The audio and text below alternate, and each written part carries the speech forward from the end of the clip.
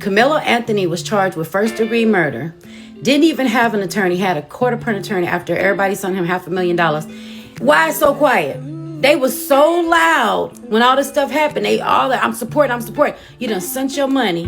They ain't even used the money for the right situation. He got a court-appointed lawyer, and he still was charged with first-degree murder.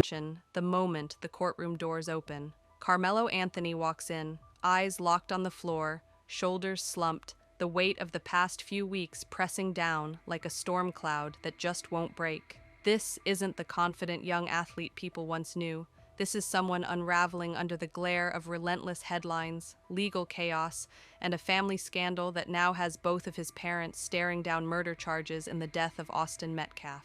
Every camera in the room tracks his every movement, looking for cracks, and they're finding them. Witnesses in court say Karmelo barely speaks these days, even to his own legal team. He avoids reporters, ignores shouted questions, and often sits through proceedings without lifting his gaze from the table. Those close to the case have started using one word over and over again: unstable. Not in the sense of public outbursts or explosive anger, but in the quiet, unnerving way he drifts in and out of focus, as if he's somewhere else entirely. Prosecutors wasted no time reminding the court that this isn't just about him. It's about what investigators say was a coordinated series of actions involving his parents, a financial paper trail, and a calculated plan that ended in tragedy inside that tent at the high school track meet. For Karmelo, every new revelation feels like a punch he didn't see coming. And with each one, his body language gets heavier, his expression more distant. The Metcalf family sat just a few feet away, watching in silence. No words, no confrontations, just an unshakable focus on the young man they believe took their son's life, and on the parents they now see as co-conspirators. And now, whispers are growing louder. If this is how he's holding up before the trial even begins, what will he look like when the verdict is read? Would you be able to sit in that room and keep it together if it were you? You watch as the prosecution lays out another damning piece of evidence. This time, it's not about money transfers or burner phones. It's about the mental strain, the visible unraveling of Karmelo Anthony in the days following his parents' arrests. The jury is shown a series of images and short clips pulled from court appearances, hallway security cameras, and even news footage. In each one, Karmelo looks smaller, thinner, and noticeably more withdrawn. One clip draws murmurs from the gallery. It's from 2 weeks ago, right after prosecutors announced new conspiracy charges against his parents. The footage shows Karmelo leaving the courthouse, flanked by his attorneys, when a reporter shouts a question about the Metcalf family. He stops mid-step, stares blankly for a few seconds, and then turns to walk the other way, completely abandoning the path to the waiting car. His lawyers scramble to follow, whispering to him as he keeps his head down, ignoring everyone. Court insiders claim his legal team has quietly requested private recesses during hearings, citing Karmelo's emotional state. Rumors swirl that he's been struggling to sleep, refusing meals, and spending hours alone in holding cells before and after appearances. One source even claimed he's been placed under special observation when not in court, language often used when there are concerns about someone's mental stability. The Metcalf family's attorney seized on this moment in court, suggesting that Karmelo's silence isn't grief, it's guilt. But the defense fired back, calling it a trauma response to an overwhelming situation. Still, for the public, the distinction barely matters anymore. Social media is flooded with side-by-side comparisons of Karmelo before and after the arrest of his parents, captioned with phrases like, "This isn't the same kid," and "You can see it in his eyes." And now the question hanging over the trial is as much about his mental state as it is about his role in what happened that night. Would you trust yourself to hold it together if every detail of your life was being dissected in front of the world? In court today, the focus shifted to a private counseling report, one the defense initially tried to keep sealed. Prosecutors argued it was relevant, and the judge agreed, allowing select portions to be read aloud. The report, authored by a licensed prison psychologist, described Karmelo Anthony as displaying acute psychological distress, consistent with individuals under prolonged high-pressure legal scrutiny. The language was clinical, but the examples were anything but sterile. According to the report, Karmelo has exhibited pacing behaviors during late-night hours in holding, sometimes talking to himself in fragmented sentences. One correctional officer noted he'd repeatedly muttered the phrase, "I didn't know," while staring at the wall for nearly 20 minutes straight. Another officer documented Karmelo's refusal to speak or make eye contact with anyone for an entire day after a particularly aggressive cross-examination. The jury was shown a still image from a courthouse hallway camera. Karmelo hunched forward, elbows on his knees, his face buried in his hands, while a deputy sat a few feet away.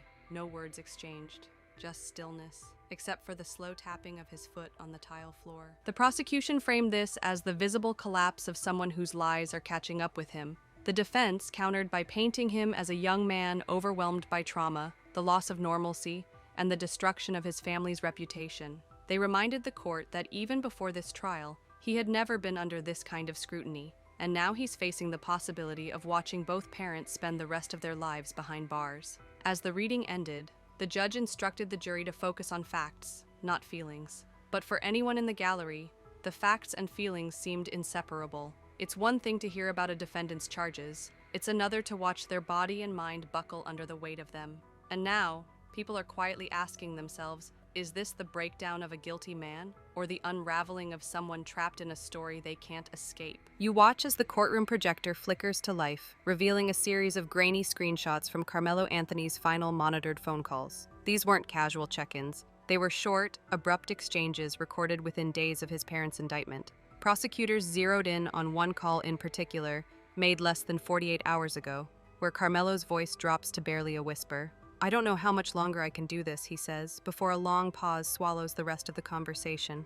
The gallery shifts uncomfortably as the audio plays on loop. In another clip, his tone is sharper, almost agitated. "It's all falling apart," he mutters, followed by what sounds like heavy breathing and a faint slam, possibly his hand hitting the small metal desk in the visitation room. These aren't just phone calls, they're snapshots of a mind fraying in real time. Federal agents confirmed that after these calls, Karmelo was placed under increased observation. While the prison's official statement avoided specifics, multiple sources familiar with the situation told reporters that this move was precautionary, citing patterns of withdrawn behavior, skipped meals, and a visible decline in his willingness to participate in daily activities. The defense objected to the release of these recordings, arguing they served only to humanize the narrative for sympathy rather than relevance. But the prosecution countered that Karmelo's mental state is critical context when considering the alleged family conspiracy, especially if stress could lead to future disclosures or slip-ups in testimony. Social media is already ablaze with speculation.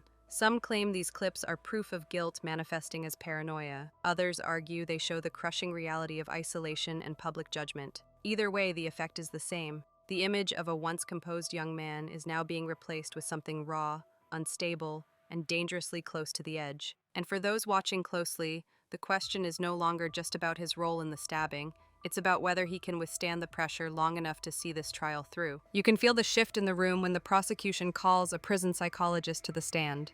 Calm, measured, and speaking with the authority of someone who's seen hundreds of high-profile inmates unravel, she outlines Karmelo Anthony's recent behavioral changes in chilling detail. She says he's become visibly agitated during legal briefings, often pacing in tight, repetitive patterns until guards step in. His sleep logs show stretches of only 2 to 3 hours a night, followed by midday collapses, where he refuses to get up from his bunk. But it's her description of his journal entries that sends a ripple through the gallery. According to the psychologist, Karmelo's private writings, confiscated during a cell search, are filled with fragmented phrases. "No way out," "They ruined me," and "It doesn't matter anymore." Many are written in heavy, indented strokes, as if the pen was pressed hard enough to nearly tear the paper. Prosecutors waste no time connecting this mental spiral to the broader case. They argue that the pressure of his parents' indictment, combined with mounting financial and legal setbacks, has created a dangerous mental state, one they claim could influence whether he cooperates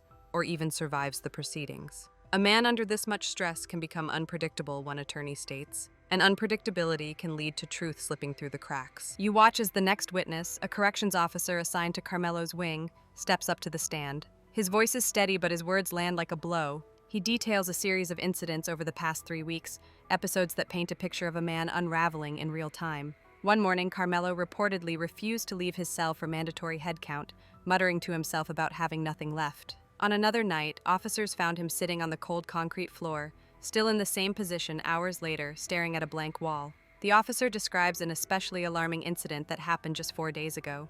During a routine inspection, guards discovered that Karmelo had torn strips from his bedsheet and hidden them under his mattress. While nothing was acted upon at that moment, protocol dictated that he be placed under heightened observation. He didn't fight us, the officer says, but he didn't speak either.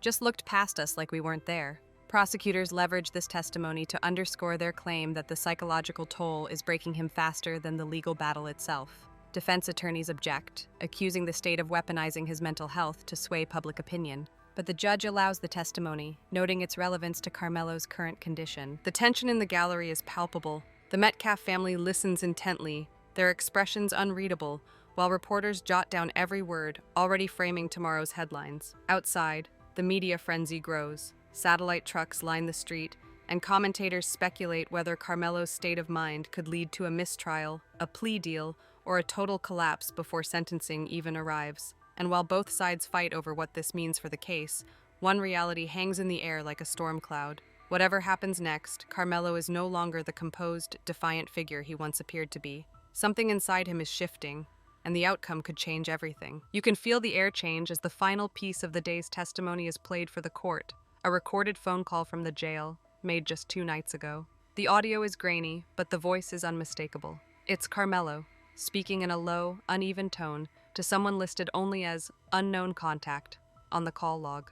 They've taken everything, he says. The house, the cars, my parents. I don't even know if I'm gonna make it to the end of this. There's a long pause on the line before he adds, I'm not built for this. I'm done. The prosecution sits still, letting the words hang in the air, while the defense team fidgets, clearly bracing for the impact this will have on the jury. Across the room, the Metcalf family exchange glances. No smiles, no satisfaction, just quiet recognition that the case has shifted into uncharted territory. The judge calls for a recess, but no one moves right away. The jurors stare straight ahead, each of them processing what they've just heard. In the back row, a few reporters have already started typing, the phrase emotional breaking point appearing on their laptop screens. When Karmelo is let out, his eyes stay fixed on the floor. The once confident athlete who strode into court months ago now looks smaller, slower, and almost unrecognizable. And as the heavy wooden doors close behind him, the reality becomes clear. This trial is no longer just about guilt or innocence. It's about whether Karmelo Anthony can survive the weight of it all. For many watching, the verdict